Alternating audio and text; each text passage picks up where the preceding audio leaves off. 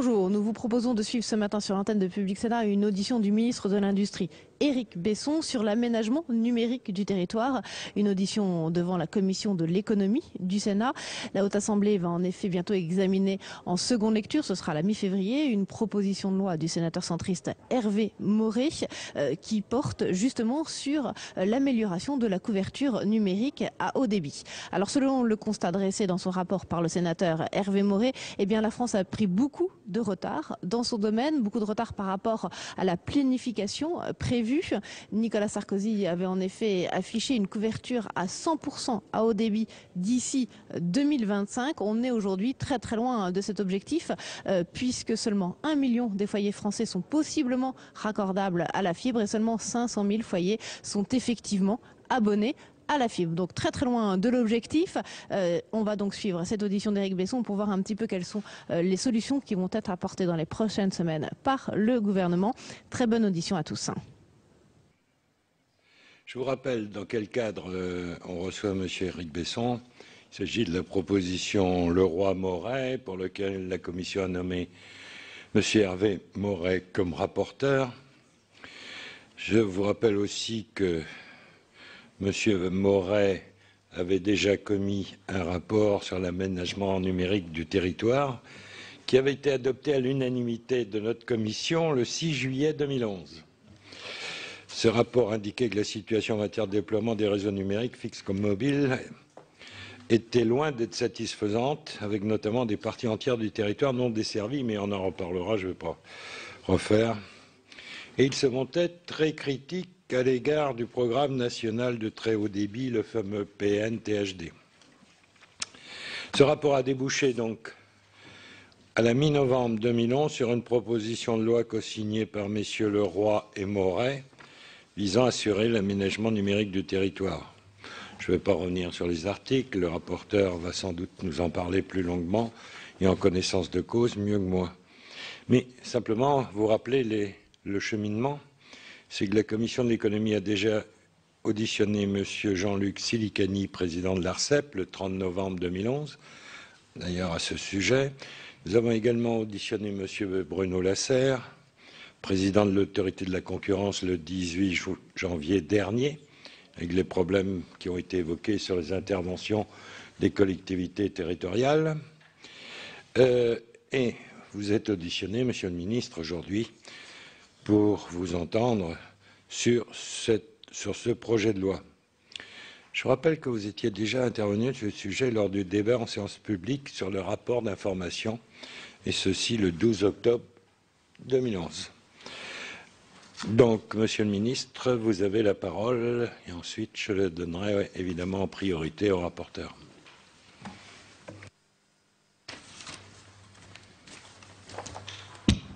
Merci beaucoup, Monsieur le Président.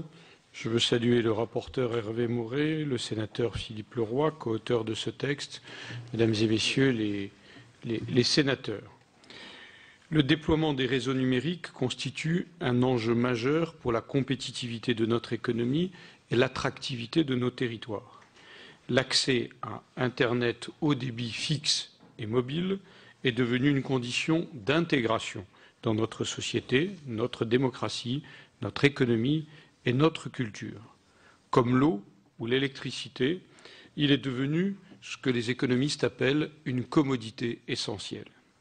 Hervé Maurey et Philippe Leroy ont déposé, vous l'avez rappelé, une proposition de loi le 17 novembre 2011 visant à assurer l'aménagement numérique du territoire. Cette proposition se réfère à un objectif de première importance, celui d'un déploiement équilibré des réseaux dans nos territoires. Pour aborder la discussion de cette proposition de loi, je crois qu'il faut d'abord rappeler le contexte dans lequel elle entend s'inscrire. D'abord, je veux rappeler que la France est très bien placée en matière de numérique. Ce secteur a créé 700 000 emplois nets en 15 ans. D'ici à 2015, les experts estiment que 450 000 emplois supplémentaires seront créés. Très peu de pays dans le monde, à part évidemment les États-Unis, ont réussi à développer des entreprises comme Dailymotion, Price Minister ou Deezer, qui sont devenus des géants mondiaux de l'Internet. La France compte aussi des géants des services informatiques. Je ne cite que deux noms, Capgemini et Atos Origine, qui remportent des marchés partout dans le monde. Notre industrie du logiciel, je prends cet autre exemple, compte des références mondiales. Je pense à Cegid, à Dassault Systèmes ou à Ingenico.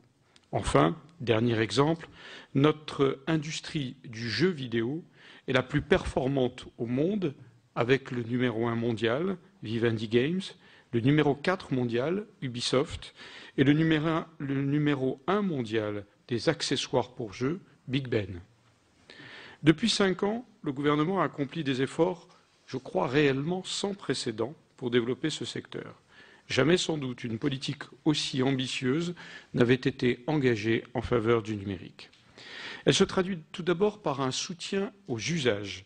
Rien ne sert d'installer ce qu'il est convenu d'appeler maintenant des tuyaux s'il n'y a pas de contenu et de services pour nos concitoyens et pour nos entreprises. Le gouvernement consacre 2,5 milliards d'euros des investissements d'avenir au développement des nouveaux usages. Numérisation des contenus culturels, services mobiles sans contact, e-éducation sont des exemples, parmi d'autres, d'innovations développées en partenariat entre l'État et les collectivités territoriales. Cette politique se traduit ensuite par un soutien puissant au déploiement des réseaux. Grâce au plan France numérique 2012, nous nous sommes dotés d'un des réseaux numériques les plus performants et les plus étendus en Europe. Je rappelle rapidement, et pourtant c'est essentiel, mais je ne vais être que rapide sur ce point, que s'agissant de la télévision numérique terrestre, nous avons réussi en moins de 4 ans l'une des principales révolutions audiovisuelles depuis le passage à la télévision couleur. 100% de la population reçoit désormais la télévision numérique terrestre ou satellitaire. L'ensemble des Français reçoit désormais 19 chaînes gratuites en qualité numérique pour l'image et pour le son. 6 nouvelles chaînes en haute définition compléteront prochainement cette offre. C'est un succès majeur pour l'aménagement numérique du territoire. S'agissant des réseaux mobiles, ce sont 99,8% des Français qui bénéficient d'une couverture en téléphonie mobile. Le taux de pénétration a dépassé les 100%. Pour autant, je le sais, et si je ne le savais pas, vous me le rappelez régulièrement, mais il se trouve par ailleurs que je le sais, il reste, comme dans tous les pays du monde, des zones blanches. Pas seulement dans les zones rurales ou semi-rurales, même dans les grandes villes, on pourrait même dire même à Paris, on trouve encore des zones où la couverture n'est pas satisfaisante. C'est pourquoi nous poursuivons nos efforts pour parachever cette couverture. D'abord, nous mettons en œuvre depuis 2003 le programme dit Zone Blanche. Avec la coopération des opérateurs et des collectivités, il a permis, ce programme, l'installation d'environ 2000 antennes relais couvrant plus de 3000 centres-bourgs. L'investissement engagé par les opérateurs, par l'État et par les collectivités territoriales dépasse déjà 600 millions d'euros. Deuxièmement, nous veillons à faire appliquer les obligations de couverture du territoire en technologie dite 3G, c'est-à-dire en haut débit mobile. Depuis la fin de l'année 2011, les opérateurs doivent avoir couvert 98% de la population, ce qui est largement supérieur à la moyenne européenne qui est, vous le savez, je le rappelle, de l'ordre de 90%. Troisièmement, nous avons attribué les meilleures fréquences jamais affectées aux télécommunications dans l'histoire de notre pays, celle du dividende numérique. Conformément à la loi relative à la lutte contre la fracture numérique, nous avons retenu les critères les plus favorables à l'aménagement du territoire jamais mis en œuvre, et un certain nombre d'entre vous ici présents y avaient contribué et avez manifesté au moment de cette adoption votre vigilance. Je veux insister sur ce point. En effet, 99,6% de la population devront être couverts par l'ensemble des opérateurs dans un délai de 15 ans.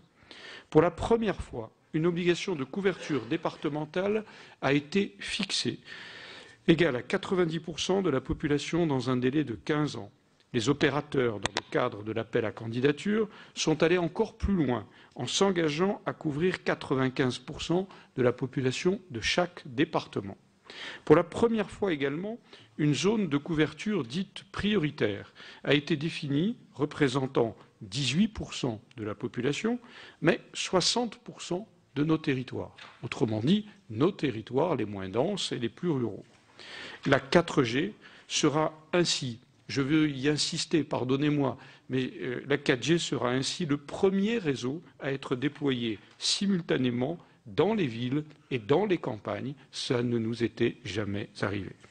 Avec l'attribution des licences 4G, la France est l'une des premières nations au monde, avec la Suède, avec l'Allemagne, avec les États-Unis, à lancer le très haut débit mobile. Par ailleurs, conformément à l'article 5 de votre proposition de loi, et comme je m'y étais engagé, nous avons lancé le groupe de travail sur la couverture mobile. Ce groupe de travail réunira État, collectivités locales, opérateurs et associations de consommateurs. Les parlementaires y participeront. Ce groupe de travail a pour objectif de préparer un nouveau programme Zone blanche et de clarifier les critères appliqués pour évaluer la couverture du territoire. Parce qu'il faut qu'on sorte un jour de ce débat que nous avons en permanence sur ce qui est couvert, partiellement couvert, moyennement couvert, avec chacun qui, de bonne foi, et je pourrais apporter mon propre témoignage, dit oui, mais lorsque je me retrouve dans telle ville, je suis couvert à tel endroit, je ne le suis plus à tel autre, et donc je considère que ça n'est pas couvert. Clarifions ça et éventuellement prenons des dispositions afférentes. Les travaux techniques ont déjà démarré et la réunion de lancement officielle se déroulera le 8 février prochain. À cet égard, je veux vous dire sincèrement que l'article 6 de cette proposition de loi me paraît problématique. Il crée en effet de nouvelles obligations de couverture du territoire pour les opérateurs titulaires des licences. Je veux vous alerter, mais je sais que vous en êtes conscient, sur un point. Modifier les obligations des licences engage évidemment la responsabilité de l'État. En effet, l'État a vendu des licences assorties, c'est une évidence, d'obligations précises en matière de couverture du territoire. Les modifier change donc nécessairement la valeur de ces licences. Et les prix auxquels elles ont été vendues seront donc contestés par les opérateurs. Et si l'État doit rembourser une partie des licences de la téléphonie mobile, je crois et je crains qu'il soit difficile aux rapporteurs et aux sénateurs ici présents de dire comment trouver les crédits correspondants. De plus, cela ne semble pas s'inscrire, je le dis aussi directement, dans une démarche de bonne gestion des deniers publics. Pour ce qui concerne les réseaux fixes, nous avons mis en place un programme national très haut débit, très ambitieux. Il repose sur 4 piliers. Le premier pilier, ce sont les investissements privés et la mutualisation. Le gouvernement a défini le cadre réglementaire de la mutualisation des réseaux avec la loi de modernisation de l'économie du 4 août 2008 et ses décrets d'application du 15 janvier 2009, mais aussi les arrêtés du 15 janvier 2010 et du 10 janvier 2011 homologuant les décisions de l'ARCEP. Grâce à ce cadre, les opérateurs se sont engagés à couvrir 57% de la population en fibre optique dans les 10 prochaines années. Alors j'ai entendu et je connais vos interrogations sur ce point. Et certains d'entre vous m'aviez interpellé sur ce sujet. Je vous ai dit et je veux redire devant votre commission que le gouvernement veillera tous les ans à ce que les engagements soient respectés. Ainsi, et conformément au calendrier que je vous avais annoncé, nous allons interroger à la fin du mois, avec René Ricol, le commissaire général à l'investissement, l'ensemble des opérateurs sur l'avancement de leur déploiement. Et le gouvernement sera ferme sur le respect des engagements de déploiement dès la première année. Être ferme, ça veut dire quoi? Et pour être très clair, parce que évidemment il s'agit d'un point essentiel, si l'engagement d'investissement se révélait non respecté, si leur engagement d'investissement n'était pas respecté, la zone d'investissement privé serait réduite pour laisser la place aux projets des collectivités. Il ne faut pas croire qu'il s'agit là d'une menace prise à la légère par les opérateurs. Être propriétaire d'un réseau est le cœur du modèle économique de plusieurs opérateurs, comme vous le savez. Deuxième pilier, le soutien aux initiatives publiques. Les initiatives publiques seront soutenues partout où l'initiative privée est absente. Nous avons ouvert, vous le savez, le 27 juillet 2011, un guichet de 900 millions d'euros pour aider les projets des collectivités territoriales. Le programme national très haut débit a été validé par l'ARCEP le 18 février 2010, par l'autorité de la concurrence le 17 mars 2010 et par la Commission européenne le 19 octobre 2011. Il s'agit, il faut que chacun en ait conscience, du premier programme public de soutien au très haut débit en Europe. Il constitue désormais une référence pour les autres États membres. La Commission européenne a apporté son soutien à la démarche française reposant sur la complémentarité entre investissement public et investissement privé. Le dispositif mis en place par le gouvernement donne aujourd'hui ses premiers résultats. Les aides à 5 premiers projets départementaux viennent d'être, il y a quelques jours, vous le savez, engagées pour un montant de 53 millions d'euros. Il s'agit de la Manche, de l'Allier, du Cantal, de la Haute-Loire et du Puy-de-Dôme. Je vous annonce que le comité des réseaux d'initiative publique, qui se réunira le 2 février prochain, examinera les demandes d'aide de 3 nouveaux départements. L'objectif de 20 départements soutenus d'ici à la fin de cette année me semble donc raisonnable et atteignable, si je puis dire. Afin de suivre la mise en œuvre de ces projets, nous avons mis en place les commissions régionales pour l'aménagement numérique du territoire, qui réunissent, vous le savez, et vous y participez, collectivités et opérateurs sous l'égide des préfets. Les services de l'État, qu'il s'agisse des services centraux ou des services déconcentrés, sont entièrement mobilisés pour accompagner les collectivités dans la mise en place de leur schéma d'aménagement numérique du territoire. 79 départements ou régions ont d'ores et déjà adopté un tel schéma.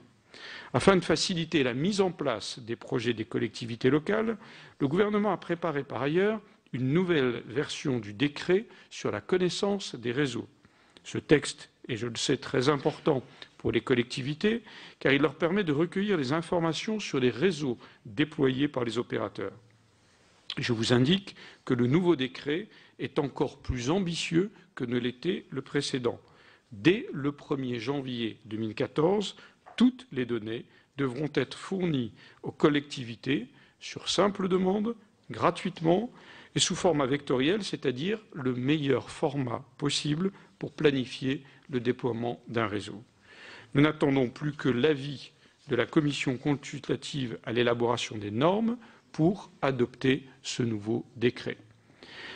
Le troisième pilier, c'est la mobilisation des promoteurs et des constructeurs de logements neufs. Le gouvernement a mis en place une obligation d'équipement en fibre optique des immeubles collectifs neufs. Le décret d'application et l'arrêté ont été publiés le 14 et le 16 décembre 2011. À partir du 1er avril 2012, 200 000 logements neufs seront ainsi équipés chaque année par les promoteurs. Quatrième pilier, le développement d'une offre spécifique de très haut débit pour les zones les plus reculées de notre territoire, difficilement accessibles par la fibre optique. 40 millions d'euros d'investissement ont été engagés pour développer une nouvelle offre de très haut débit par satellite. Il s'agit de recherche et développement, c'est 40 millions. Cet engagement permettra de dépasser les performances du satellite KSAT qui offre d'ores et déjà 10 mégabits par seconde sur l'ensemble de notre territoire.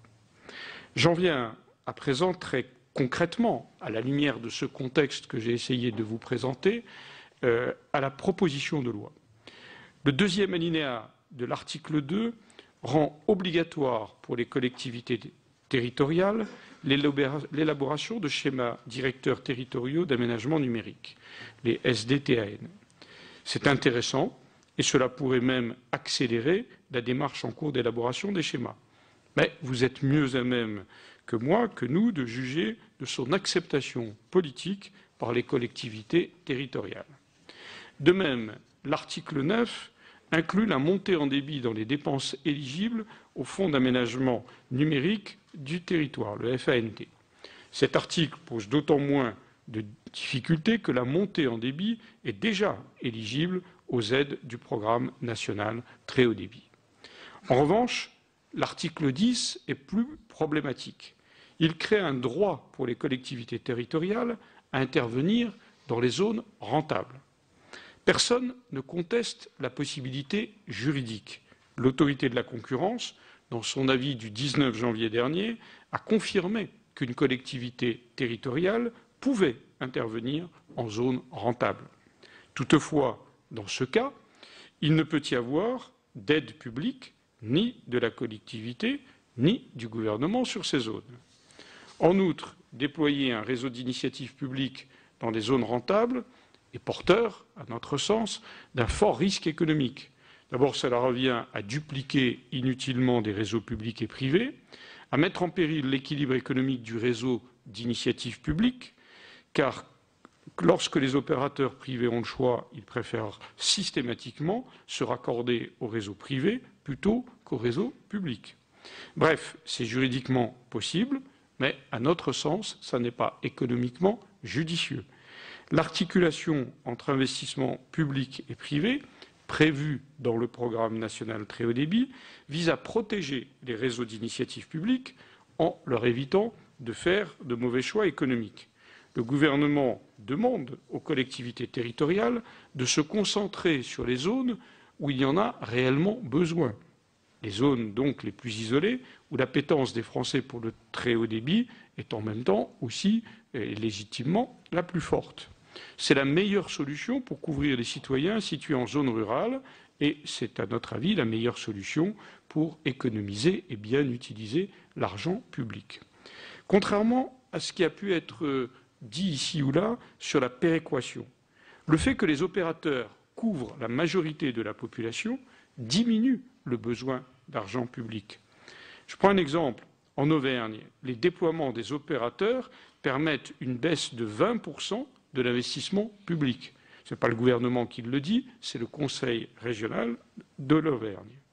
Le programme national très haut débit fonctionne et nous bénéficions déjà de ses premières retombées. Je donne des chiffres très précis. 4 700 000 foyers couverts en très haut débit par le câble, soit 20% de la population. 1 350 000 foyers raccordés à la fibre optique, ce qui représente 4% de la population. J'ai rencontré les dirigeants de France Télécom, j'imagine que vous l'avez fait aussi, pour moi c'était le 10 janvier dernier. Ils se sont engagés à doubler le rythme de déploiement en 2012. 800 000 logements seront ainsi équipés cette année. Il faut y ajouter 200 000 logements neufs qui seront équipés par les promoteurs et les projets d'Auvergne et de la Manche qui ont été soutenus, je le disais tout à l'heure, par le gouvernement. C'est une belle accélération et une réelle accélération du rythme de déploiement. S'agissant du haut débit, vous le savez, 100% des Français y ont accès par la DSL ou par le satellite. La France est le 3e pays européen en termes de pénétration de l'Internet haut débit, devant l'Allemagne, la Suède et le Royaume-Uni. C'est, je crois, remarquable et c'est le résultat d'une régulation avisée qui a incité les opérateurs à investir dans leur propre réseau plutôt que de louer le réseau de France Télécom. J'en viens aux articles 11 et 12 qui créent un régime de sanctions pour les opérateurs en retard sur leur déploiement. Je veux vous alerter sur cette proposition et vous dire très franchement que je la crois dangereuse. Rien n'oblige aujourd'hui les opérateurs à déployer des réseaux de fibre optique. Instaurer de nouvelles pénalités pour les opérateurs qui déploient de la fibre optique va avoir, selon nous, l'effet inverse à celui que vous recherchez. Au lieu d'inciter les opérateurs à déployer leur réseau, elle pourrait très bien les en dissuader par prudence. Aujourd'hui, 95% des lignes installées en fibre optique dans notre pays ont été déployées par les opérateurs privés. Vouloir dissuader les investissements privés qui ont déployé la quasi-totalité des lignes de très haut débit serait, selon le gouvernement, une erreur. Rappelez-vous, s'il fallait rappeler quelques exemples, l'échec du plan câble ou du Minitel, qui n'étaient ni ouverts à la concurrence ni à l'innovation. Or, c'est précisément l'ouverture à la concurrence et une régulation avisée qui ont permis l'essor de l'Internet haut débit en France, mais au-delà de la France, partout dans le monde, dans les pays qui ont réussi. Par ailleurs, une fois qu'on a dissuadé l'investissement privé, ce sont bien l'État et les collectivités qui se retrouvent confrontés au mur d'investissement. Et la question à ce moment-là se pose, comment financer les 24 milliards d'euros d'investissement public? Vous savez comme moi que c'est incompatible avec l'état actuel et très vraisemblablement futur à court et moyen terme de nos finances publiques. Autrement dit, l'ensemble du cadre politique, financier et réglementaire est aujourd'hui en place pour le déploiement du très haut débit en France. Alors convenons, et je sais que ça a suscité un certain nombre d'impatience, voire d'agacement, convenons que sa mise en place a été longue. Elle a duré presque 4 ans entre l'adoption de la loi de modernisation de l'économie et le lancement effectif du programme national très haut débit.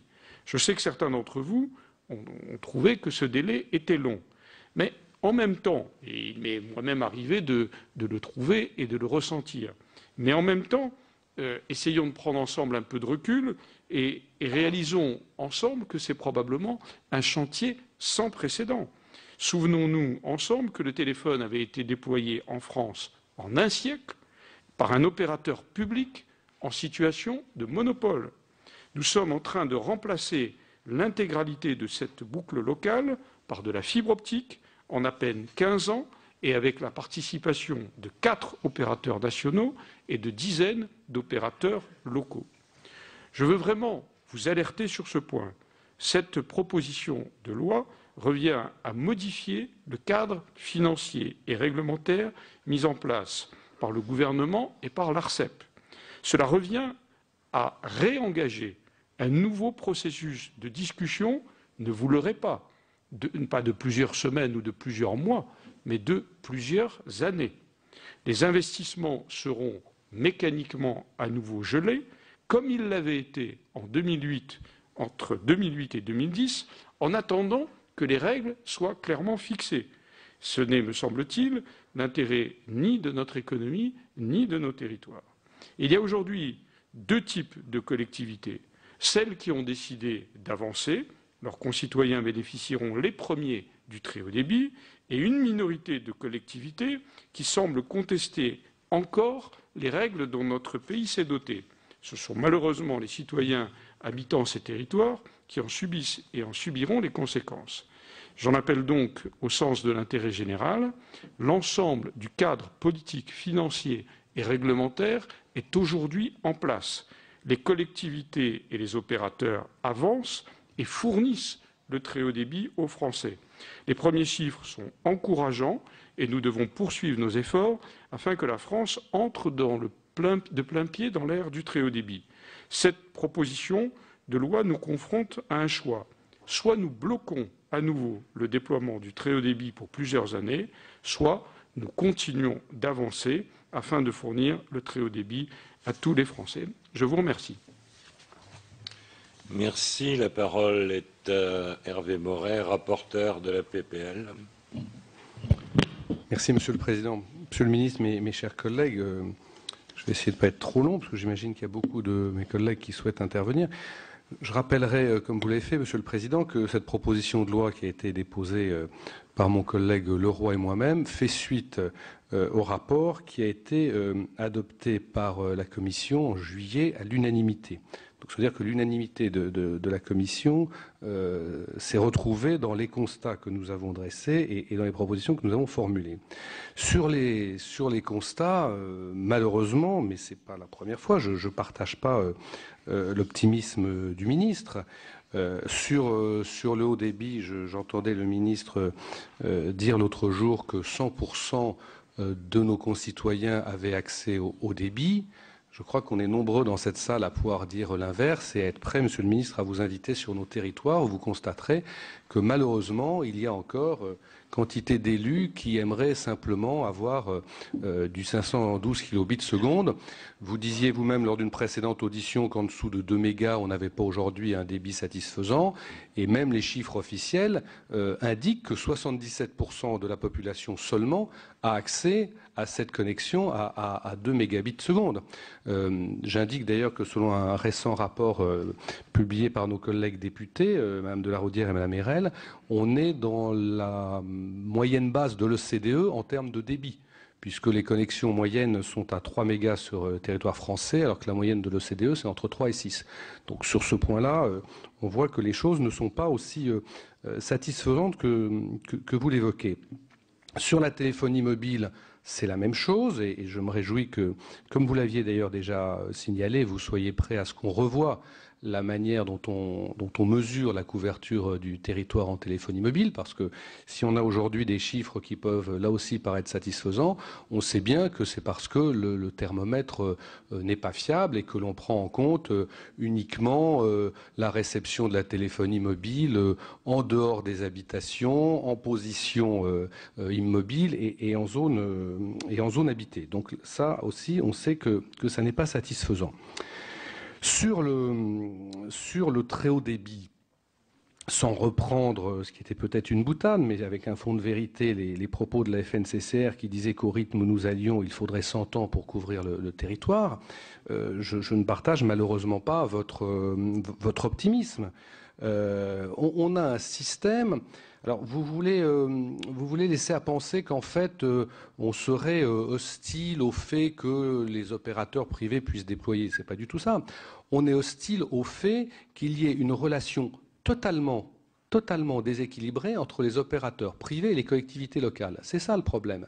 Et ici même, à votre place, il y a quelques jours, le président de l'autorité de la concurrence faisait remarquer que c'était même contraire à la concurrence, ce système actuel, qui permet à un opérateur de geler le déploiement d'une collectivité simplement en disant qu'il ira sur un territoire. Et c'est ça le fond du problème. C'est qu'aujourd'hui, on est dans cette relation totalement déséquilibrée, où les opérateurs font ce qu'ils veulent, quand ils veulent, où ils veulent. Alors comme c'est des entreprises privées, je ne les en blâme pas, les opérateurs vont uniquement où c'est rentable, donc elles laissent aux collectivités les zones qui ne sont pas rentables, et les collectivités doivent pédaler en zone non rentable avec des concours de l'État dont la pérennité est très aléatoire, puisque comme vous le savez, le Fonds d'aménagement numérique du territoire est toujours pas alimenté. Et donc c'est cette situation qui est extrêmement préoccupante, c'est ce déséquilibre qui existe entre la toute-puissance, disons, des opérateurs et des collectivités qui ne peuvent même pas, si elles le souhaitent, aller sur la totalité de leur territoire pour essayer de trouver au moins une péréquation économique.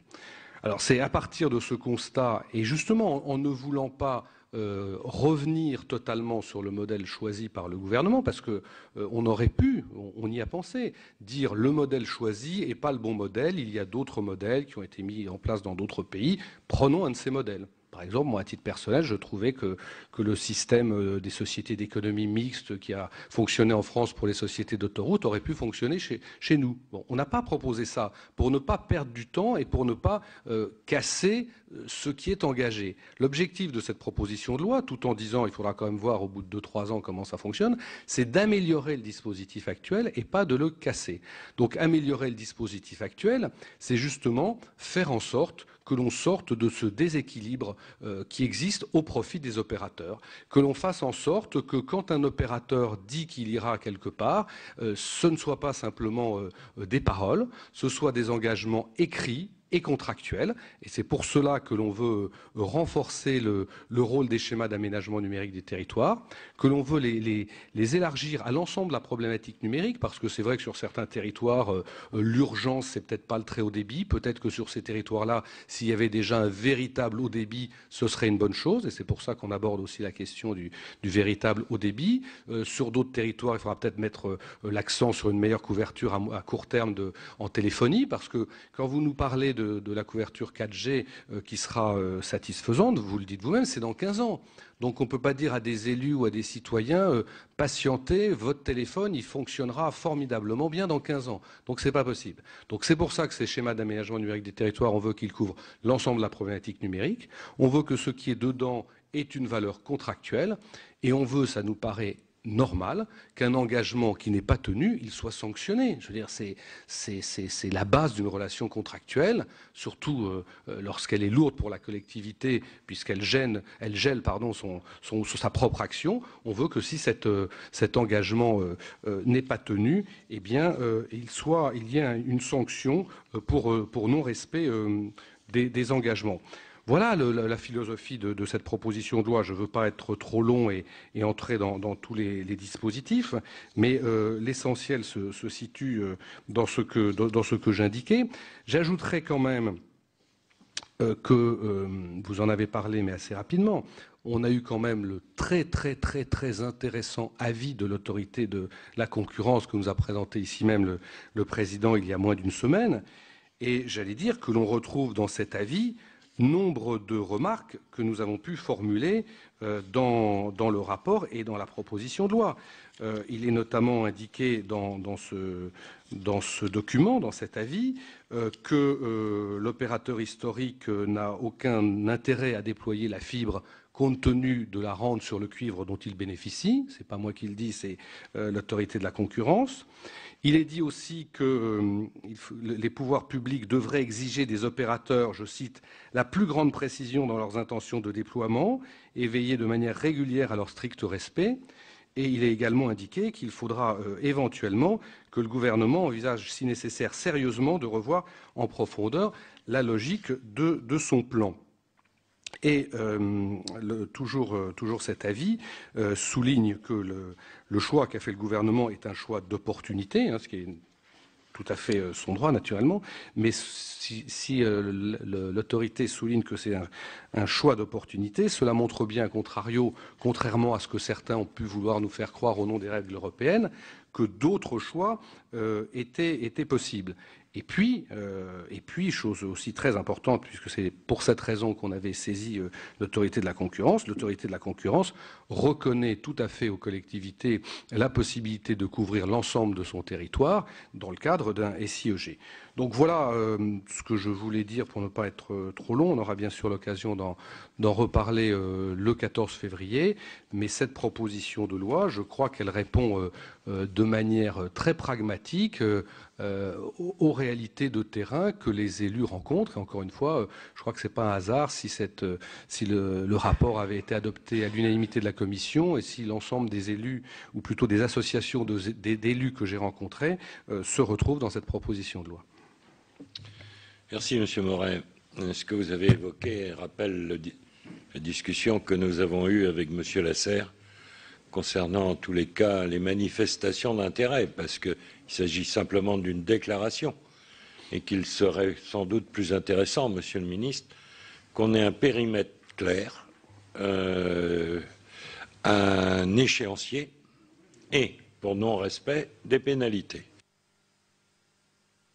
L'inconvénient majeur, c'est que ça bloque les initiatives de projets intégrés.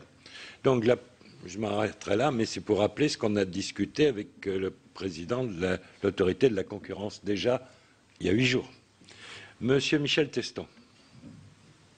Merci, Monsieur le Président. Monsieur le Ministre, je n'évoquerai pas les aspects téléphonie mobile et haut débit qu'Hervé Moret a longuement évoqué. Je me contenterai d'aborder la question du très haut débit, à la fois s'agissant, je le ferai en fin de mon intervention, de la desserte satellitaire, mais plus généralement sur le plan national très haut débit qui a été arrêté par le gouvernement il y a quelques mois.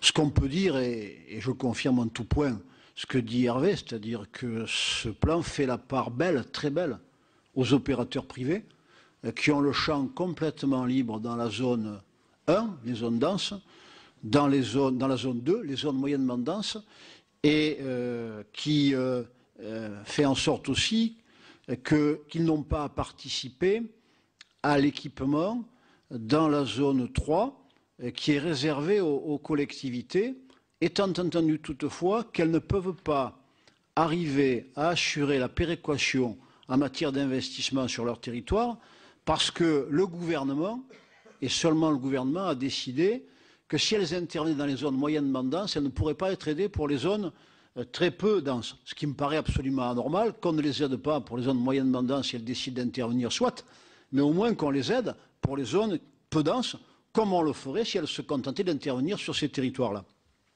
Alors un mot aussi sur cette question, c'est que, un mot complémentaire, pardon, sur cette question, je crois, Monsieur le Ministre, qu'il faut que le gouvernement revienne sur cette partie du plan national très haut débit, en acceptant effectivement d'accompagner les collectivités territoriales qui veulent faire de la péréquation.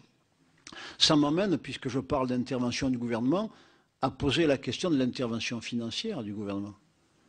Il s'est peu investi dans le passé pour la téléphonie mobile, 44 millions d'euros au total, de mémoire, sur plusieurs années, ce qui n'est pas beaucoup. Sur le haut débit, c'est guère investi. Et si dans le grand emprunt, il y a 4,5 milliards d'euros, à la fois pour les investissements et pour les services, on est bien loin, effectivement, des moyens qu'il faudrait mettre en œuvre pour développer le très haut débit. Donc, il me semble pour le moins nécessaire que le gouvernement s'engage dans le fonds d'aménagement numérique du territoire par un abondement au fur et à mesure que les projets des collectivités vont être présentés. Un mot sur l'offre satellitaire. Nous avons reçu récemment, lors d'une audition, là, le représentant de Telsat, et je voudrais un peu corriger les chiffres que vous avez donnés, parce que le satellite CASAT est dimensionné actuellement pour desservir 300 000 ménages. Or, d'après les statistiques de l'ARCEP, il y a 600 000 ménages qui n'ont pas accès aux 512 kilobits par seconde. Et par ailleurs, tout le monde connaît les problèmes d'asymétrie avec les satellites. Dans le tarif le plus bas de CASAT à 29 €, il y a 6 mégas certes en réception, mais il n'y a qu'un méga en liaison montante. Et si on veut avoir 4 mégas en liaison montante et 10 en réception, le tarif passe à 99 €. Donc je crois que là aussi, cela prouve qu'il est grand temps qu'on puisse s'engager très fortement dans un partenariat plus équilibré entre les investissements privés et publics pour développer le très haut débit sur notre territoire. Et le gouvernement n'en prend pas le chemin. Merci. La parole est à Bruno Retailleau. Bien, Monsieur le Ministre, Monsieur le Président. Je pense que cette proposition de loi, finalement, elle a de bonnes intentions, il y a de bonnes idées. Il y a un certain nombre de modalités, par contre, avec lesquelles je ne suis pas d'accord. Et je veux le dire librement, je suis un élu comme vous tous, élu local, j'ai en charge un SDAN. Il m'est arrivé de dire à Éric Besson ce que je pensais, on s'est opposé, donc je revendique ma liberté vis-à-vis des uns et des autres. Ce qui me paraît peut-être, lorsque il y a un certain nombre de textes, de dire les choses vraiment comme je les pense. Les bonnes intentions, c'est évident. Dès qu'on a en charge un territoire, l'outil, le levier numérique, il paraît essentiel. Et la carte de la prospérité en France, elle est en train de se redessiner, et même dans le monde. Donc c'est un levier dont on a besoin. Et tous les élus aujourd'hui, ce qui n'était pas le cas, je me souviens, il y a quelques années, tous les élus désormais partagent ce consensus. C'est très bien.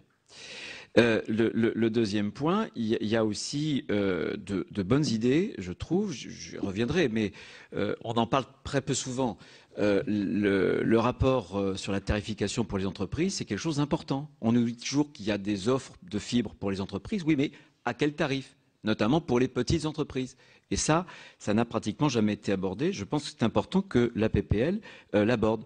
Donner plus de vigueur aux SDAN en les rendant un peu contraignants vis-à-vis des collectivités. Moi, je pense qu'à un moment donné, il faut assumer ce risque politique et dire aux collectivités, bougez-vous. Voilà, le SDAN, c'est un outil de pilotage, de stratégie. Il faut le faire. C'est trop important. Les enjeux sont fondamentaux. De même que rendre éligible, comme l'est le FSN. Le FSN est éligible à la montée pour la montée en débit. Donc moi, ça me paraît normal de transposer. J'étais rapporteur de la loi du 17 décembre, dite Pinta.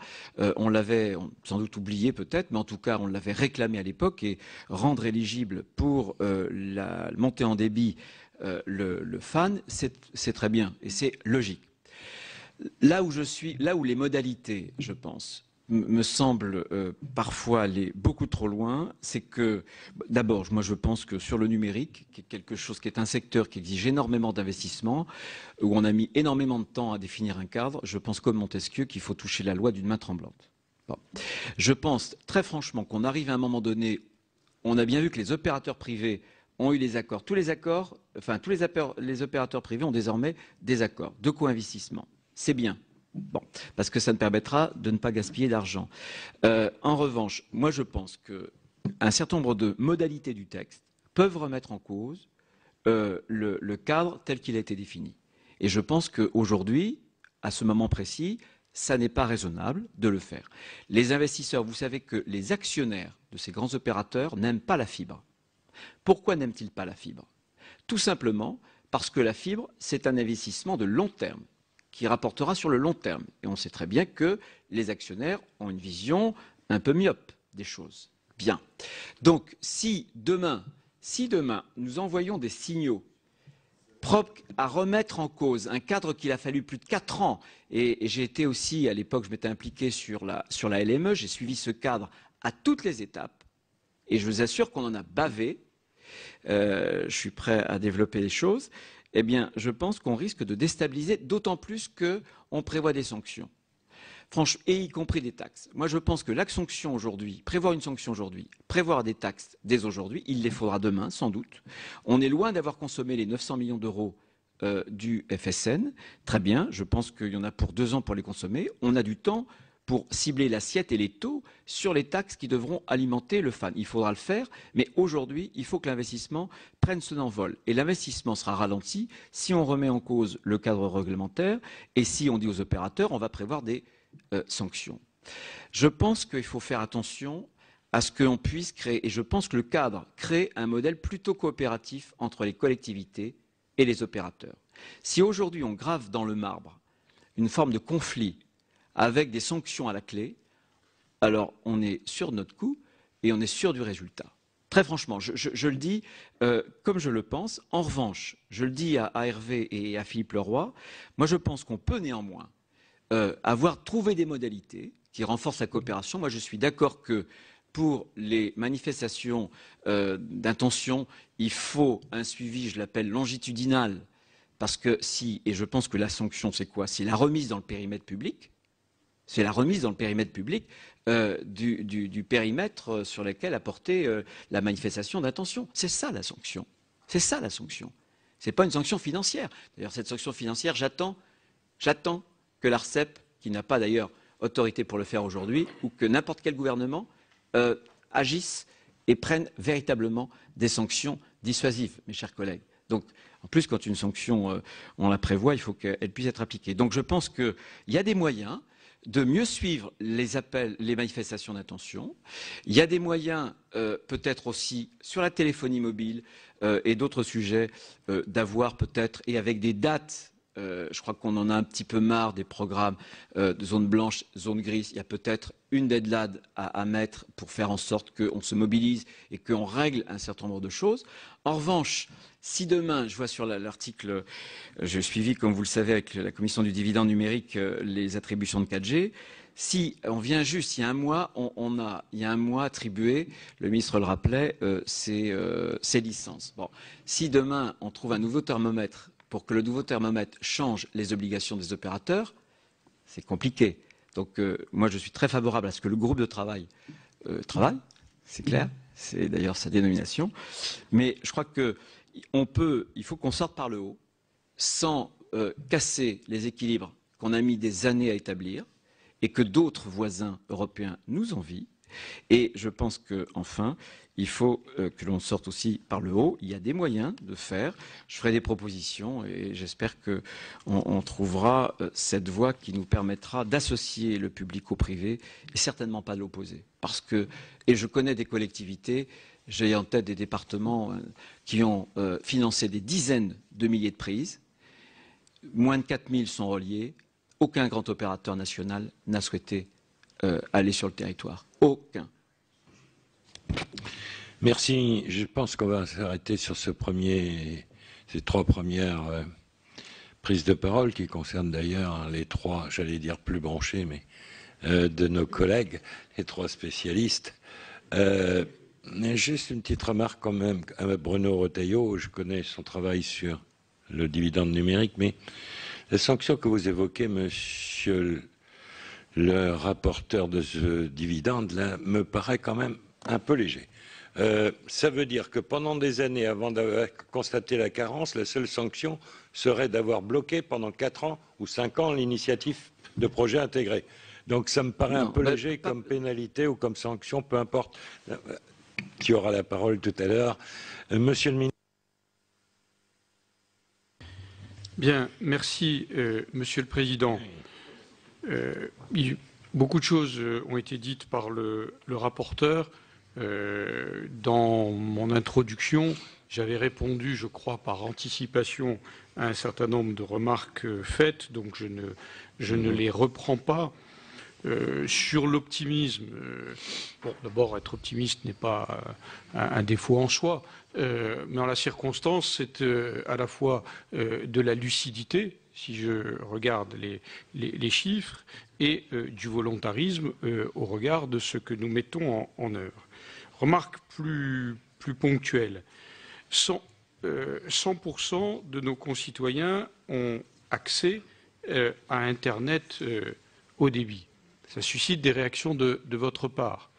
Alors peut-être qu'on peut dire potentiellement accès. Ça veut dire qu'ils peuvent s'ils le souhaitent, puisque trois offres satellitaires de services universels existent pour un tarif que nous avons voulu et que nous avons demandé limité à 35 € par mois, équipement de réception compris. Ces offres sont accessibles depuis n'importe quel point du territoire.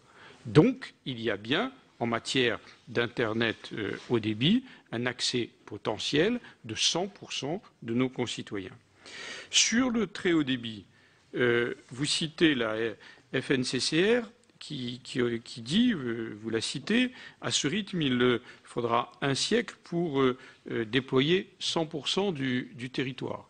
Je crois avoir montré que non, c'était bien sur d'ici à 2025 que nous entendons le faire. Mais je veux vous dire surtout que le programme national très haut débit commence juste à être mis en œuvre avec les 5 premiers départements. Les années 2009, 2010, 2011 ont été, Bruno Retailleau l'évoquait il y a un instant, des années de montage administratif au cours desquelles les opérateurs ont gelé les déploiements. Si nous modifions de nouveau le cadre juridique, les déploiements seront de nouveau gelés. Vous n'avez pas de possibilité de faire autrement. Sur les engagements des déploiements des opérateurs, puisque vous êtes les uns et les autres intervenus, ces engagements portent bien désormais une sanction, celle qu'évoquait Bruno Retailleau à l'instant, qui est le basculement de la zone dans le réseau d'initiative publique en cas de non-respect de l'engagement. Et ces engagements ne sont pas, Monsieur le Président, vérifiés au bout de 4 ans, ils le sont chaque année. Ils le seront chaque année. Nous nous sommes engagés et nous le mettons en œuvre de façon transparente. Il y a donc à la fois, comme vous le souhaitez, un périmètre clair et un échéancier. Ce qui veut dire que, Monsieur le rapporteur, que vous ne pouvez pas dire et les opérateurs peuvent déployer leur réseau où ils veulent et quand ils veulent.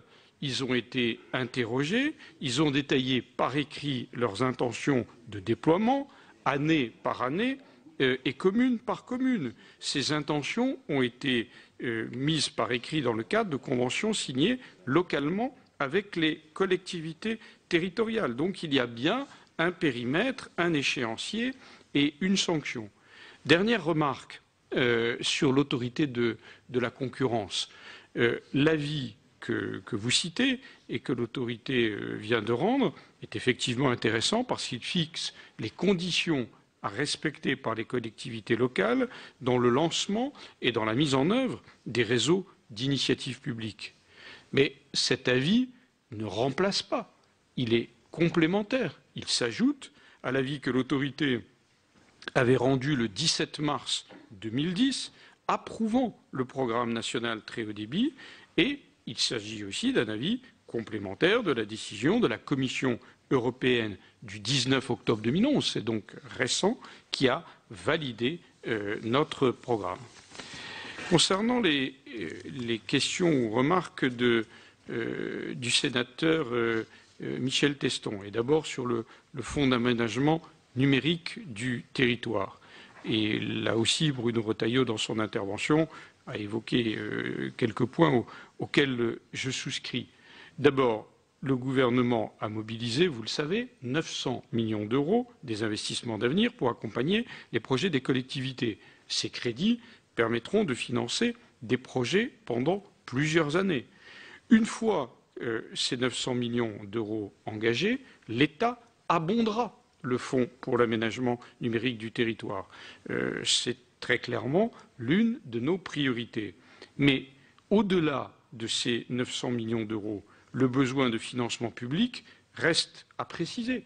Nous avons lancé une étude pour essayer d'évaluer précisément le besoin de financement public au vu du coût constaté sur les premiers déploiements. Et je suggère d'attendre les résultats de cette étude avant de décider sur la source d'alimentation à terme du FANT. Pourquoi décider alors même que nous avons ces 900 millions qui sont disponibles, dans lesquels nous allons puiser progressivement? Pourquoi décider d'ores et déjà d'un montant et d'une assiette dont nous n'avons pas encore l'évaluation? Sur la péréquation, parce que vous y êtes revenu et que je voudrais que les choses soient très claires entre nous sur le sujet. Le programme national très haut débit incite les réseaux d'initiative, s'ils souhaitent bénéficier d'un soutien, à se concentrer sur les zones de carence de l'initiative privée.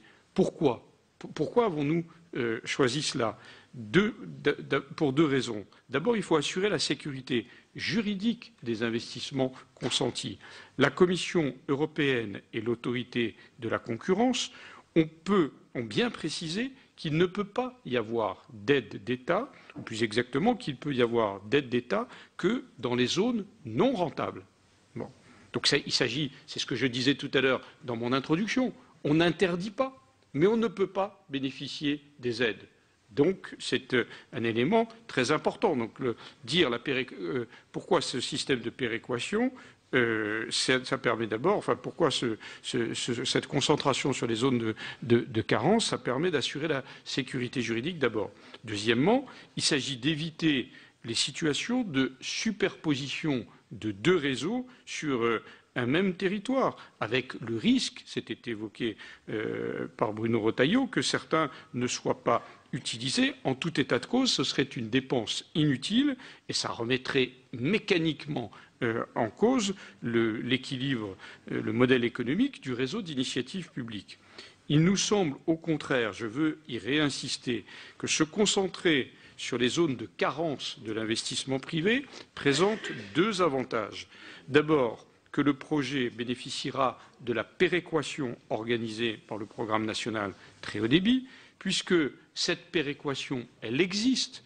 L'aide varie de 33 à 45%, elle est comprise entre 33 et 45%, suivant le niveau de, entre guillemets, ruralité du département. Deuxièmement, les lignes de fibre optique dans les zones rurales sont les plus chères à déployer et en même temps, et vous le dites constamment, ce sont celles dont les Français ont le plus besoin. Et c'est donc en zone rurale que la DSL est le moins performant.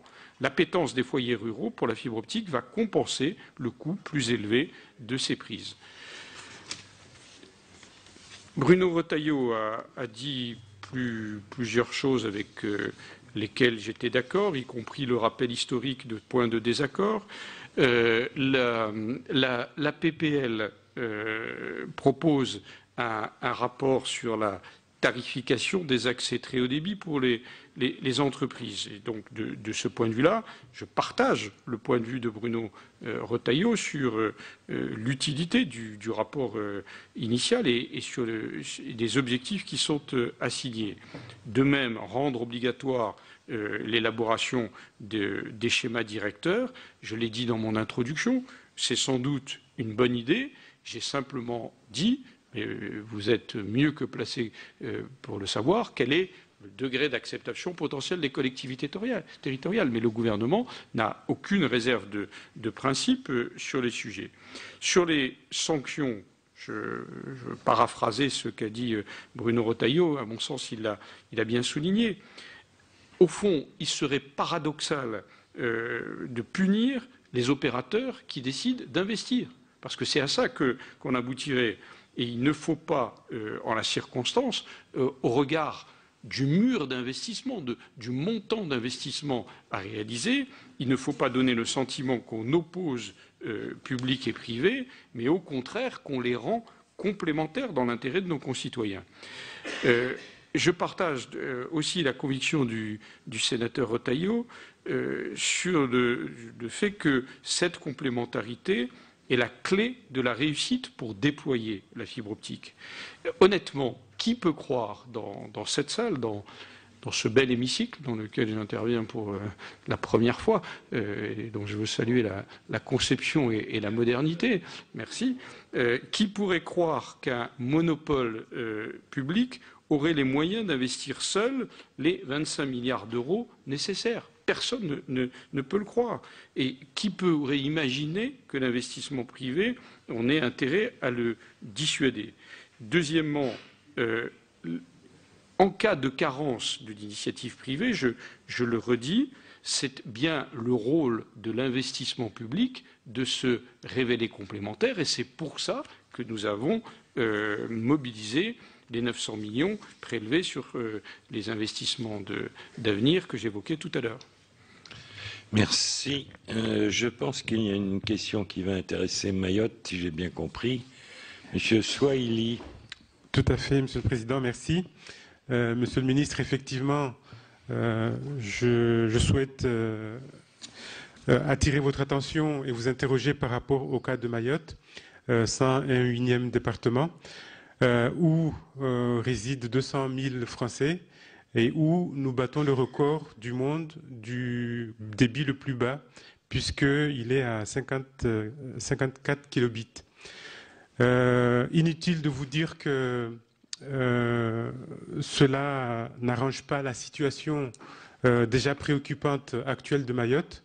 En plus de parler de communication, eh bien, ça freine tout simplement le développement économique de l'île.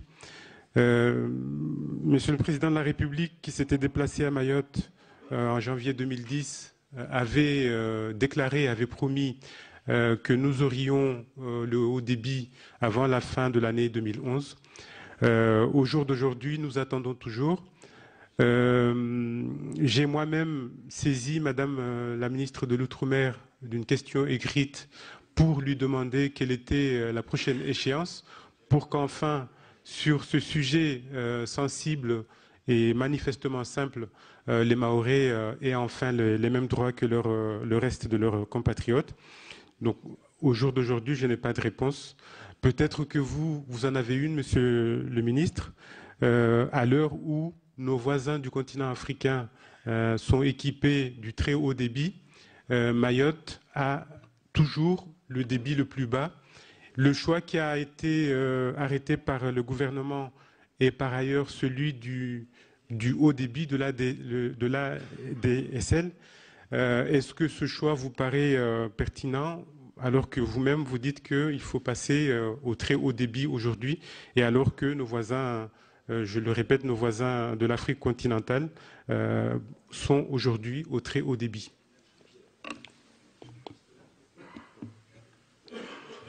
Merci. La parole est à Pierre Hérisson.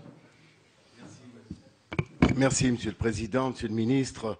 Je crois qu'on est sur un sujet où il ne se passe pas un jour, une semaine ou un jour sans qu'on ait l'occasion de rencontrer. Ça veut dire que le sujet est d'importance. Ça veut dire aussi que s'il y a unanimité sur le rapport, c'est que je crois que tout le monde peut comprendre qu'il y a une demande non satisfaite, qu'il y a un véritable besoin d'aménagement du territoire, qu'il y a une impatience et une attente, avec un calendrier qui donne l'impression pour certains secteurs qui est très très loin, Je rappelle que dans cette maison, il y a en 1996, avec Bruno Sido et quelques autres, lorsque nous avons commencé à discuter ici de textes sur les télécoms, 2000 peut-être, enfin pour moi 96, donc ça commence à dater.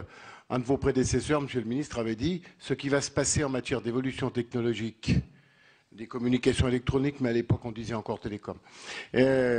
C'est à peu près, dans les 15 ans qui viennent, c'est à peu près la même chose que ce qui s'est passé entre Gutenberg et l'imprimerie d'aujourd'hui, c'est-à-dire 450 ans d'un côté et 15 ans de l'autre, mais l'évolution sera aussi spectaculaire et aussi rapide.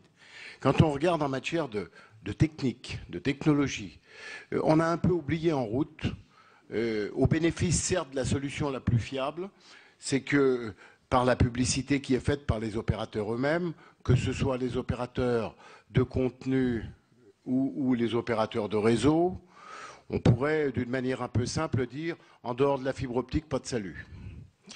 Alors à partir de ce moment-là, il y a une logique quelque part à ce que dès lors que nous sommes sous la pression, c'est qu'on essaye d'avoir la meilleure couverture possible par la solution de la fibre optique. Néanmoins, vous l'avez rappelé vous-même, on parle de 24 milliards d'euros, ce qui est quand même quelque chose de considérable. Parallèlement à ça, on a des obligations qui sont faites aux opérateurs qui sont concernés. Et puis, on a des avis qui nous sont donnés par des experts, par l'ARCEP, par l'autorité de la concurrence. Et on voit bien apparaître que rien n'est interdit, que les réseaux d'initiative publique et que les collectivités qui subissent la pression au quotidien de l'électeur, du citoyen électeur contribuable ont une priorité, c'est d'être desservis le plus rapidement possible. Donc, à partir du moment où on a dit ces choses-là, il me semble que je prendrais ce qu'a dit Bruno Retailleau pour dire que la complémentarité me paraît être la solution la plus efficace pour avancer. Faut-il encore qu'on en fixe le cadre et pour qu'il n'y en ait pas un des deux en permanence qui soit à la traîne. D'un côté comme de l'autre, parce qu'on peut être dans un dialogue de sourds où la collectivité dit c'est pas à moi de payer. On a d'autres collectivités qui disent on voudrait payer mais on peut pas. On n'a pas le droit, ou si on le fait, on prend un risque considérable. Je répète toutes les fois, parce que je pense que je le dirai tout le temps, c'est ce qu'a dit M. Lasserre il y a à peu près 6 mois. Il a dit, vous pouvez faire des réseaux tant que vous voulez. M. Silicani a repris la même formule il n'y a pas très longtemps, en disant, on peut réaliser, vous avez la liberté de faire tous les réseaux que vous voulez. Mais j'attire votre attention, c'est qu'en l'état actuel des textes européens ou des textes nationaux, les seuls qui peuvent utiliser les réseaux que vous réalisez, ce sont les opérateurs, et seulement les opérateurs. Ça veut dire quoi? Ça veut dire qu'en termes de business plan, de montage économique, de financement des réseaux, les seuls clients possibles sont les opérateurs. À partir de ce moment-là, ça a été dit tout à l'heure, on voit apparaître des prises réalisées, des réseaux de fibre optique qui sont aujourd'hui de la fibre noire et que personne ne veut activer. Alors j'irai pas jusqu'à dire qu'il peut y avoir des ententes sur, j'allais dire, la non-intervention sur ces choses-là, mais il faut qu'on arrive quelque part. Il faut qu'on arrive quelque part à écrire que dès lors qu'on on joue la complémentarité. 2, on a un schéma et qu'on a quelque part, que ce soit une convention, un PPP, une délégation de service public, toute forme juridique permettant. L'objectif numéro 1, c'est de desservir le plus rapidement possible l'objectif de 100% du territoire, en n'oubliant pas non plus la complémentarité des solutions techniques qui sont le cuivre, la fibre optique et les complémentarités satellites et non pas le palliatif satellite. Je crois que dans certains secteurs, et en particulier en zone de montagne ou dans zone à relief, il y a des secteurs qui seront, j'allais dire pour très longtemps, desservis, pour ceux qui le veulent bien, par le satellite. Donc, je crois qu'on a besoin, dès lors que le schéma est arrêté et que les contrats sont passés, c'est que l'article 1 du contrat, c'est que celui qui est l'opérateur ou les opérateurs qui peuvent utiliser les réseaux, dès lors qu'ils ont arrêté le schéma et qu'ils en sont quelque part concessionnaires, ils s'engagent à utiliser de manière formelle et obligatoire la totalité des réseaux qui sont mis à disposition dans le schéma. Ça, on a besoin de l'écrire quelque part. Alors, ça peut être le contrat, ça peut être la Convention, mais ça peut être aussi le pouvoir législatif qui dit le principe de ces choses-là. Je crois que c'est quelque chose d'important. Enfin, juste 2 mots sur la couverture de la téléphonie mobile, parce qu'on y revient régulièrement. Je crois que depuis l'origine, nous sommes dans un calcul qui est à côté complètement de la réalité. De quoi s'agit-il? Ça veut dire qu'on donne des pourcentages de couverture des populations en matière de couverture de téléphonie mobile, alors que par définition elles sont mobiles, et que la population est fixe et sédentaire. Donc je crois que continuer à dire 96% de la population couverte en téléphonie mobile sur un territoire donné n'a pas de sens, puisque la téléphonie est mobile. Ce qui importe, c'est de savoir le pourcentage du territoire qui est couvert, et pas de la population du territoire. Ça vaut pour la téléphonie fixe, ça vaut pour Internet, ça vaut pour tous les modes fixes, mais la téléphonie mobile, ce qui nous intéresse, c'est en tout point de vue, c'est tellement vrai que dans les pays qui ont vu arriver les télécommunications, et je termine là-dessus, qui n'avaient pas de réseau fixe fiable. Ce sont les pays d'Europe, vous prenez la Roumanie, vous prenez la Pologne, vous prenez tous ceux qui avaient des réseaux ou inexistants ou insuffisants. Aujourd'hui, ils ont une couverture de téléphonie mobile à 100% du territoire partout. Pourquoi? Parce qu'il n'y avait pas d'autre solution. C'est comme quand vous allez aux États-Unis et que vous expliquez qu'en France, le Wi-Fi, ça n'a pas forcément très bien fonctionné, le WiMAX encore bien, et encore moins, et on vous dit, mais aux États-Unis, ça marche parce que vous avez le choix entre le WiMAX et le WiMAX, donc vous êtes sûr que ça marche. Merci. Effectivement, dans les solutions alternatives à la fibre, je m'étonnais tout à l'heure de ne pas entendre parler de Wi-Fi. La parole.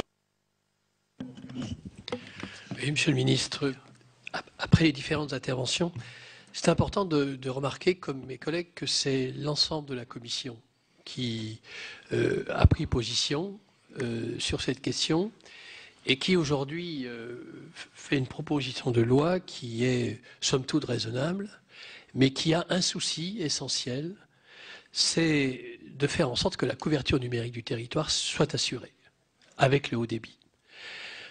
Tout simplement parce qu'on sait qu'un territoire, c'est la qualité de ses infrastructures. Et bien sûr, les infrastructures, on voit souvent les routes, on voit souvent la voie ferrée, mais le numérique, maintenant, est aussi important que ces routes et ces voies ferrées. S'il n'y a pas une couverture numérique du territoire, inévitablement, ceux-là connaîtront de graves difficultés. Et tout à l'heure, vous nous disiez que vous parliez de 100% de couverture du territoire. Moi, j'ai l'impression qu'il faudrait que le gouvernement travaille beaucoup plus avec les collectivités territoriales pour connaître mieux, vous savez ce que c'est, on dit toujours le diable est dans le détail. Savoir que les 100% n'existent pas. Que souvent des élus locaux, territoriaux, sont appelés parce qu'il y a des zones blanches, parce qu'il y a encore des zones grises, parce que ici et là, une entreprise, une exploitation agricole n'a pas Internet ou le haut débit, ou Internet tout simplement, une ADSL, pour justement travailler correctement. Et c'est pour cela que moi je verrais bien, et le débat qu'il y a aujourd'hui, je me rappelle avoir eu un dialogue avec un des grands opérateurs de téléphonie mobile et qui s'occupe aussi du haut débit. Il avait dit, écoutez, monsieur le maire, moi ce qui m'intéresse, c'est les zones denses. Le reste, c'est votre problème. C'est un peu facile, vous comprendrez bien, parce que si on laisse faire comme ça le marché, les opérateurs, et si on ne se partage pas le territoire, y compris les zones à faible densité, et si dans je dirais, la valeur ajoutée gagnée dans les zones denses, on n'en réinjecte pas un peu dans les zones rurales et dans d'autres espaces, alors il y aura les bénéfices pour certains, et puis le service public payera le reste. Et ça, c'est une conception quand même qui mérite d'être discutée. Moi, je préférerais qu'il y ait un plan numérique du territoire très audacieux, où il y a les opérateurs qui prennent leur place, toute leur place, dans les zones denses, mais les autres zones aussi, qu'il y ait les collectivités territoriales, l'État, et que ce plan numérique ait un calendrier, parce que le temps presse. Et la deuxième chose, que la qualité de cette couverture numérique soit vraiment la possibilité de travailler, bien sûr, pour que tous nos concitoyens aient accès à ce service, mais je pense à nos entreprises, monsieur le ministre, parce que c'est votre responsabilité. je dois vous le dire, ça peut éviter des délocalisations. Et la réindustrialisation ira aussi avec cette obligation d'avoir pour les entreprises le haut débit. Merci. S'il vous plaît, mes chers collègues, il reste 4 encore. Maintenant, je vois un 5e demande d'intervention. Je sais que Monsieur le ministre aimerait bien qu'on termine vers 16 heures. Donc, je vous demande, si possible, mes chers collègues, d'être un peu plus concis que les précédents. Monsieur Fouché. Monsieur le Président, c'est très court parce que beaucoup de choses ont été abordées tout à l'heure sur le haut débit, notamment ce que disait Monsieur Hérisson, me convenait tout à fait sur le très haut débit. Simplement, sur la téléphonie mobile, bon, il y a des mesures qui ont été mises en place, l'itinérance, il y a un certain nombre d'années. Il y a toujours des problèmes en matière de téléphonie mobile. Il y a Free qui arrive, c'est vrai. Bon, le gouvernement, à un moment donné, avait parlé de sanctions pour les opérateurs qui ne voulaient pas faire un certain nombre d'opérations. Je veux savoir quel est votre sentiment là-dessus et comment vous envisagez les choses à l'avenir, Monsieur le ministre. Il n'est pas été long, Monsieur le Président. Très bien. Vous devriez être contagieux. Je voudrais être sûr d'avoir compris. Vous voulez bien sanctions contre quoi, pardon, contre qui? Envisagez à un moment donné d'appliquer des sanctions à certains opérateurs qui ne veulent pas mettre en place itinérance ou qui refusent d'intervenir. C'est pas vous, c'est l'ARCEP qui devrait pénaliser. Donc, il me reste encore 3 personnes. Je vous demande Monsieur Bailly, Monsieur Camini et Monsieur Dubois. Oui. Ça, c'est ce qu'on dit au début, Daniel. Pardon, Monsieur Dubois. Monsieur Bailly d'abord. Oui, sans dire que je sois très compétent dans ce dossier-là, c'est pour ça. Oui, parce que j'interviens, Président, Monsieur le ministre et le Président, sans dire que je sois très compétent dans ce dossier-là, mais je crois qu'on le vit quand même un petit peu sur nos territoires au quotidien. Monsieur le ministre, j'ai trouvé quand même que vous étiez beaucoup optimiste, hein, un petit peu avec les réalités du terrain. Alors je pense que je veux un petit peu avoir votre sentiment aussi. Pourquoi on n'arrive pas quand même à faire une vraie péréquation comme quand s'est fait l'électrification avec le facet, etc. Et moi, j'aurais bien aimé que vous précisiez si cela est possible ou pas. La deuxième chose aussi, si réellement on n'arrive pas là, est-ce que ça ne devra pas faire quand même l'objet je pense qu'il y aura toujours des contrats de plan qui viendront entre les territoires et l'État. Est-ce que pour que cette péréquation se fasse, à ce moment-là, est-ce qu'il ne faudra pas la faire en priorité, justement, pour la couverture des territoires, pour que dans le futur contrat de plan, on arrive vraiment là pour les territoires qui ont le plus de difficultés, où les coûts sont les plus importants, peut-être à ce moment-là des sommes beaucoup plus conséquentes pour arriver à faire en sorte que les objectifs qui ont été définis puissent le faire.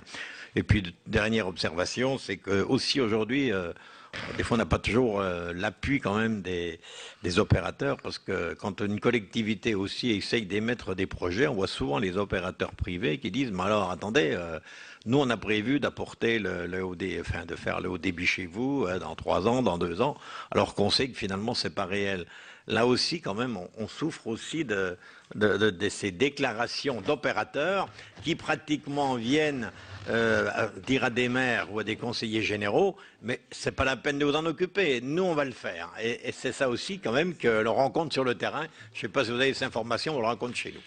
Merci. Merci, Monsieur Lenoir.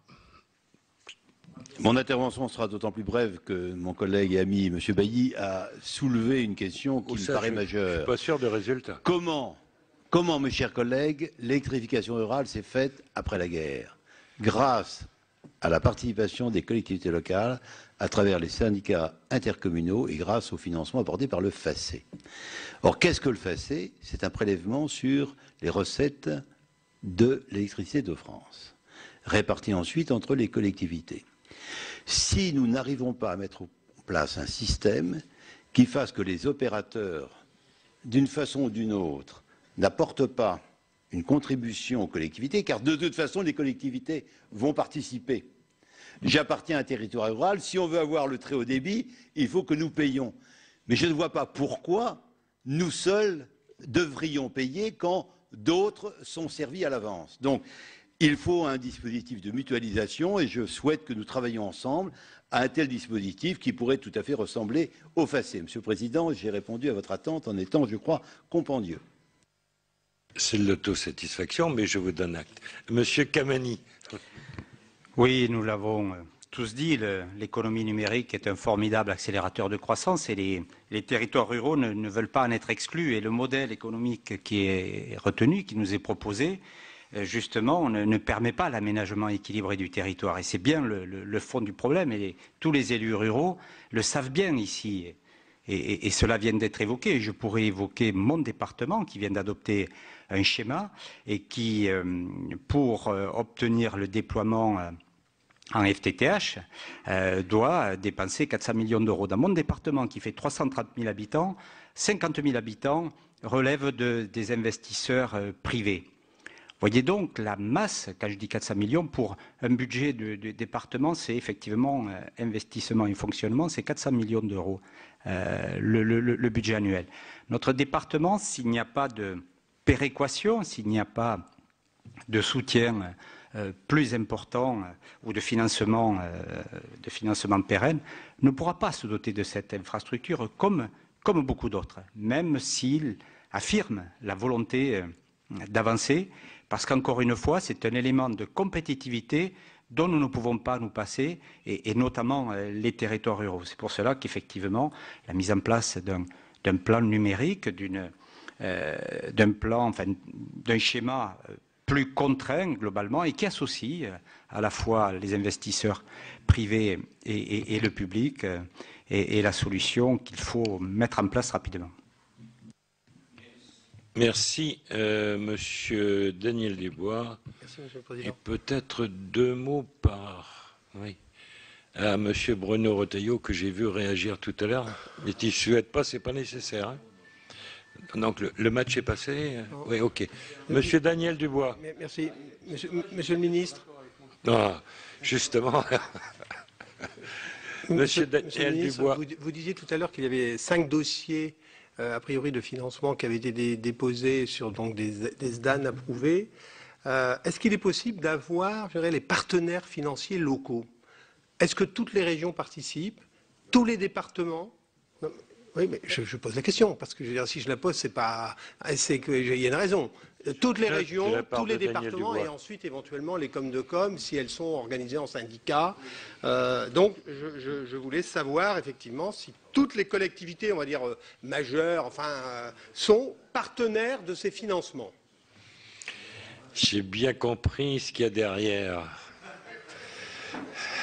Non, mais après la PPL sur les chasses, je ne suis plus un perdreau de l'année. Donc, Monsieur le Ministre, vous avez seul la parole pour conclure cette audition. Merci. Merci. Pour la question posée par le sénateur Soilihi, alors probablement qu'il faudra que je réponde plus précisément, mais deux, trois éléments indicatifs. D'abord, il y a une première solution, c'est le haut débit par satellite, et cette solution, elle est d'ores et déjà disponible. Pour ce qui concerne la fibre et la DSL, c'est plus compliqué techniquement, on y travaille, et la meilleure façon d'y travailler, c'est de préparer la liaison sous-marine, qui est indispensable. Alors, il faut relier Mayotte, vous le savez, avec un câble sous-marin. C'est le préalable indispensable au désenclavement numérique du territoire. Grâce à la loi de développement économique de l'outre-mer, l'État peut accorder un avantage fiscal aux opérateurs qui investissent dans ces câbles sous-marins. Les discussions sur la défiscalisation sont en cours et même elles sont en cours de finalisation avec France Télécom, afin d'accélérer son projet. Le déploiement devrait avoir lieu dans les semaines qui suivront cet agrément fiscal. Donc je comprends ce que vous dites sur le rythme, nous avançons réellement.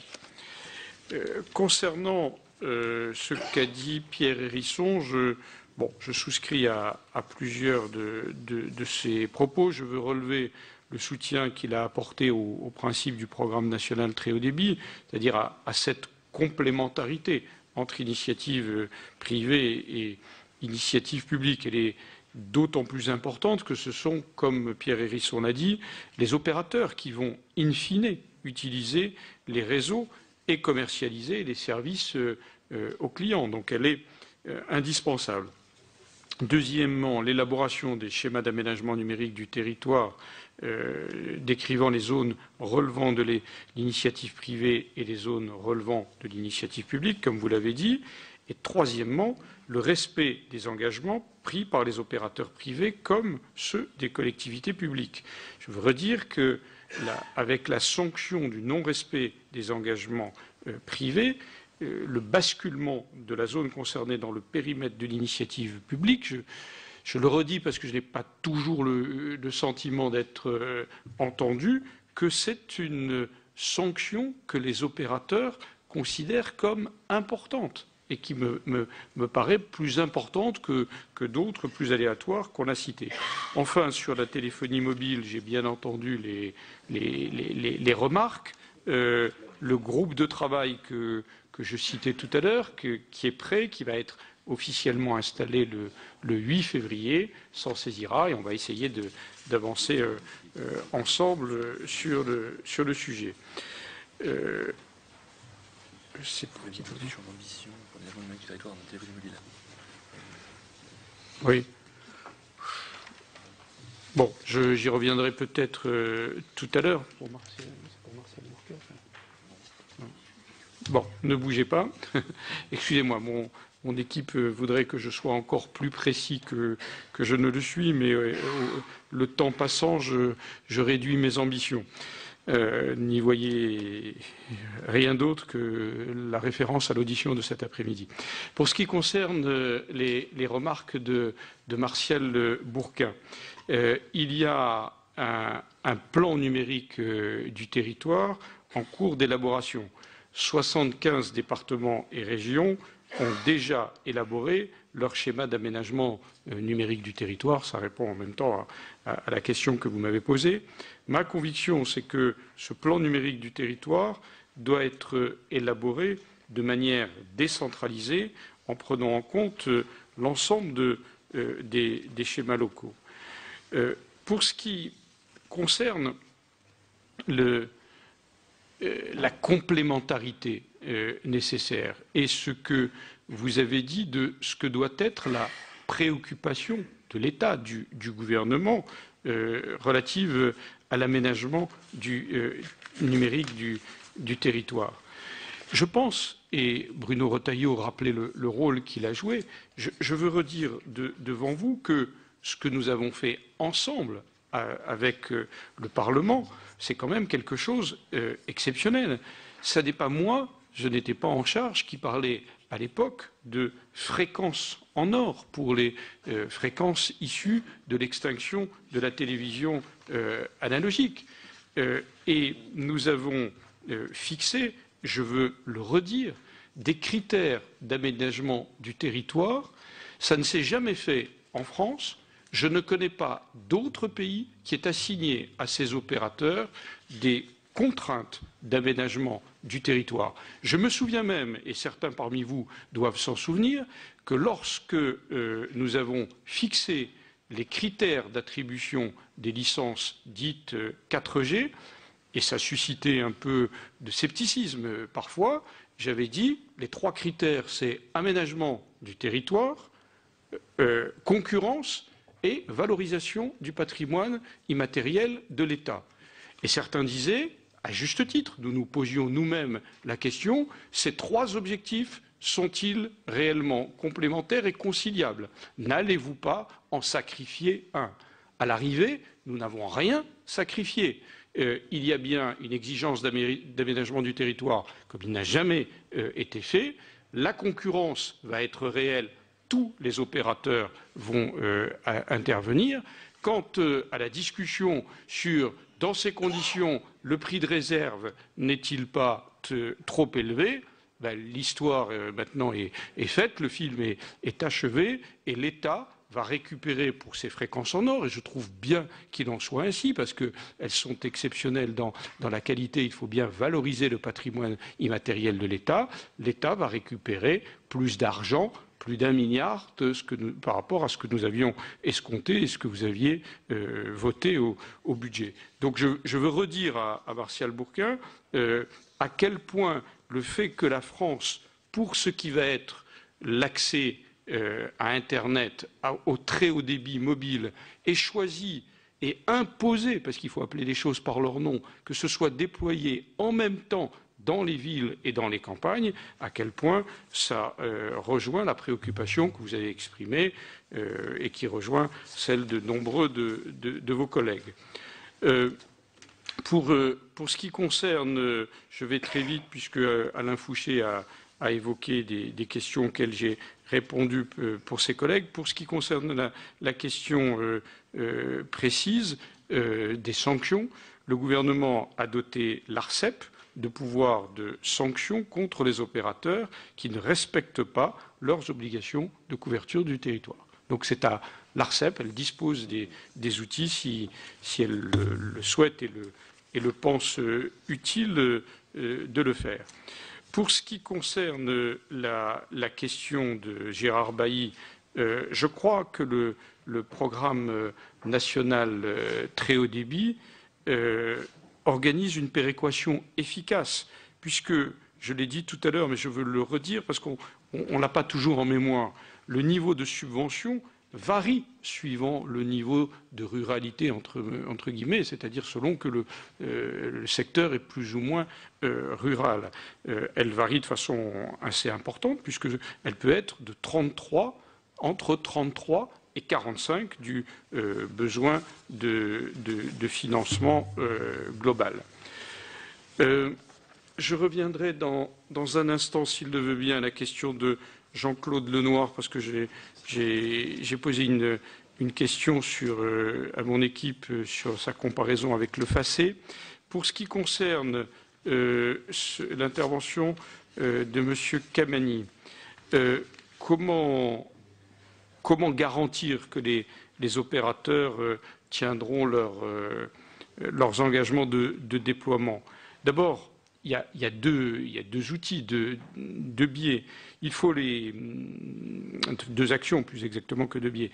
Les inciter à investir. Cela passe par un cadre réglementaire et fiscal stable, sans nouvelles taxes ni nouvelles pénalités. Les opérateurs sont prêts à couvrir, je l'ai dit tout à l'heure, 57% de la population française en FTTH, Fiber to the Home, comme on dit en français, sans aucun financement public. Deuxièmement, mettre par écrit ces engagements des opérateurs et prévoir une riposte, une menace, entre guillemets, adaptée en cas de retard.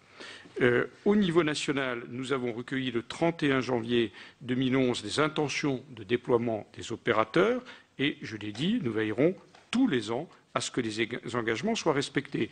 Et donc, application pratique, ça n'est pas reporté, c'est au 1er février 2012, dans quelques jours donc, que nous allons vérifier ce qu'ont été les déploiements. Je dois vous dire que j'anticipe sur le fait qu'un certain nombre d'entre eux sont en retard. On en tirera toutes les conséquences conformément à ce que je vous ai indiqué à plusieurs reprises cet après-midi et que j'avais déjà dit précédemment. Concernant l'intervention de Daniel Dubois, sur l'Auvergne, l'ensemble des collectivités participent au financement, y compris conseil régional et département. Sur la Manche, dans la Manche, c'est le Conseil général qui porte le projet avec le soutien des fonds européens et de l'État. J'ai une fiche détaillée sur ces projets. Si vous la souhaitez, soit elle peut être jointe au compte-rendu, soit je peux vous la remettre en main propre. Je crois avoir répondu à tout le monde, sauf à Jean-Claude Lenoir, c'est bien ça? Bah oui, ceux qu'on connaît bien sont toujours les plus maltraités, tu le sais bien, hein, c'est une loi universelle. Vous le savez bien, monsieur le sénateur, pardon. La comparaison entre le déploiement du réseau électrique et celui de la fibre optique, bon, elle apparaît séduisante, mais nous, on considère que ce n'est pas tout à fait la même chose, et c'est pour ça que j'ai demandé un complément. Le réseau électrique part d'une source de production pour descendre, pour aller vers la distribution locale. C'est un réseau centralisé. Le réseau numérique, lui, est par essence, par construction, totalement décentralisé. Le réseau électrique est en situation de monopole légal. Les réseaux de distribution électrique sont la propriété des collectivités locales, c'est la loi. Les réseaux numériques, eux, peuvent être publics ou privés, et ils peuvent être la propriété d'entreprises privées ou de collectivités locales. Alors, l'idée d'une taxe prélevée sur chaque mètre de déploiement pour financer un fonds de péréquation est inopérante dans le cas de la fibre optique, et donc le FACÉ ne nous paraît pas duplicable à Internet haut débit. Voilà, beaucoup d'estime pour Jean-Claude Lenoir. Il me pardonnera exceptionnellement, c'est très exceptionnel, de ne pas être d'accord avec lui. Monsieur le Président, puisque ça va être mes derniers mots, je veux, dans un langage qui peut-être ne paraîtra un peu abscon pour certains, mais il y a beaucoup de branchés, pour reprendre votre expression de départ, je veux saluer l'initiative de Public Sénat et de Sénat Direct, d'un live tweet, comme on dit, de tweet en direct de cette audition. C'est je crois, une belle initiative qu'il faut saluer. Le sujet n'était pas des plus faciles, reconnaissons-le, pour un live tweet, hein, comme on dit, mais ils ont eu le mérite de le faire, et je crois comprendre que c'est déjà très commenté. Je veux saluer cette initiative et demander par le truchement de ce micro à pouvoir saluer et serrer la main de ceux qui ont dû abîmer leurs doigts pour faire ce live tweet. Merci, Monsieur le Président. Voilà donc pour cette audition d'Éric Besson devant la Commission de l'économie sur l'aménagement numérique du territoire français. Une audition qui a été enregistrée mercredi ici au Sénat. Merci beaucoup de l'avoir suivi sur notre antenne ce matin. Très bonne journée à tous sur Public Sénat.